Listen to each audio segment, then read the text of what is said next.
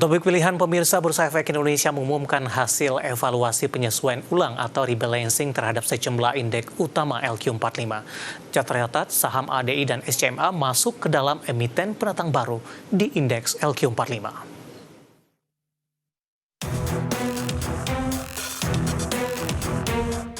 Bursa Efek Indonesia kembali mengumumkan daftar terbaru saham-saham yang masuk dalam indeks LQ45, indeks bergengsi yang mempresentasikan 45 saham paling liquid di bursa.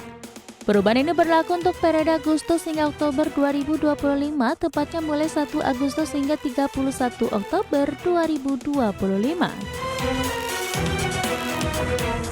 Rebalancing indeks dilakukan sebagai salah satu upaya BEI untuk mengikuti perkembangan pasar modal dan memenuhi kebutuhan indeks yang lebih relevan dengan dinamika pasar saat ini.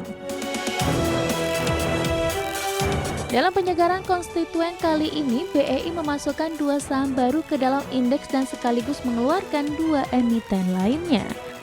PT Adaro Andalan Indonesia Tbk dan PT Surya Citra Media Tbk resmi bergabung dalam daftar LQ45, menggantikan posisi PT Industri Jamu dan Farmasi Sidal Muncul Tbk dan PT Esa Industries Indonesia Tbk yang terdapat dari indeks.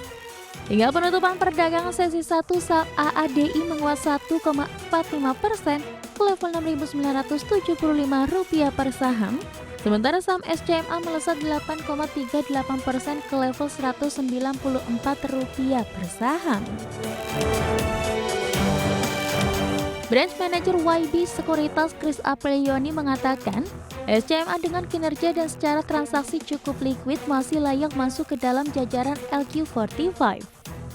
AADI dengan fundamental yang baik dan dengan grup yang cukup besar seharusnya dapat meramaikan saham di jajaran LQ45.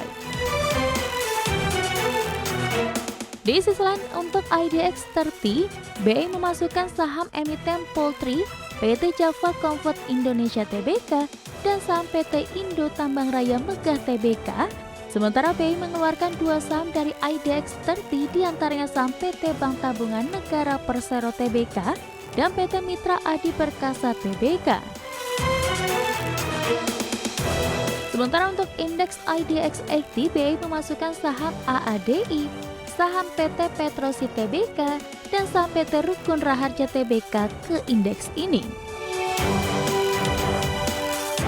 Adapun BEI mengeluarkan saham PT Gudang Garam Tbk, saham PT Gajah Tunggal Tbk, dan saham PT OCBC NISP Tbk dari indeks IDX 80. Berbagi sumber IDX Channel. Keinformasi emiten pemirsa, di mana PT AKR Korporindo Tbk atau AKRA mencetak kenaikan laba bersih 17,65% di semester pertama di 2025. Tidak hanya itu, perseroan juga mengumumkan akan membagikan dividen interim tahun buku 2025.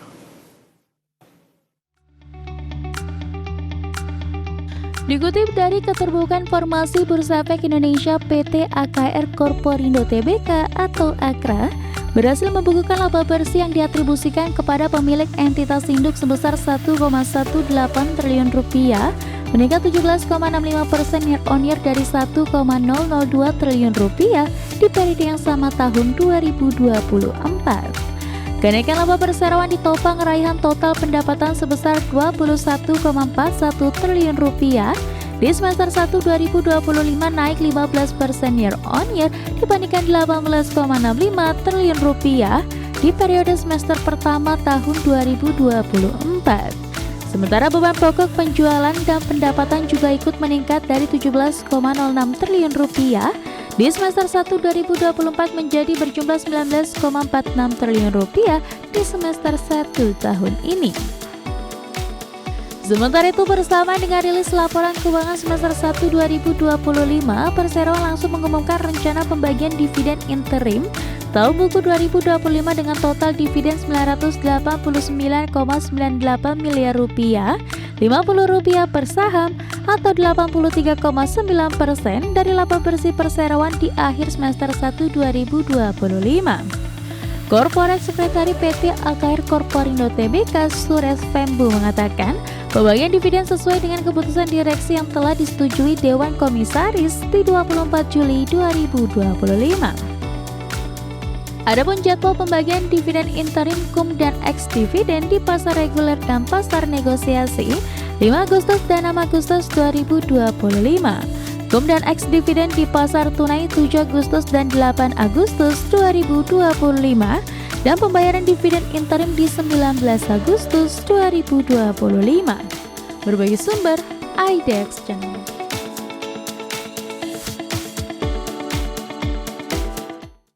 Ya, pemirsa, di tengah rilis kinerja, kemudian juga posisi yang akan bagian dividen interim tampaknya menarik minat investor di sepanjang perdagangan hari ini, di mana AKRA melesat di atas 6% dan berada di level 13.20 saat ini beberapa menit jelang penutupan sesi kedua. Dapat Anda saksikan grafis di layar televisi Anda pemirsa, pergerakan saham AKRA di sepanjang perdagangan hari ini.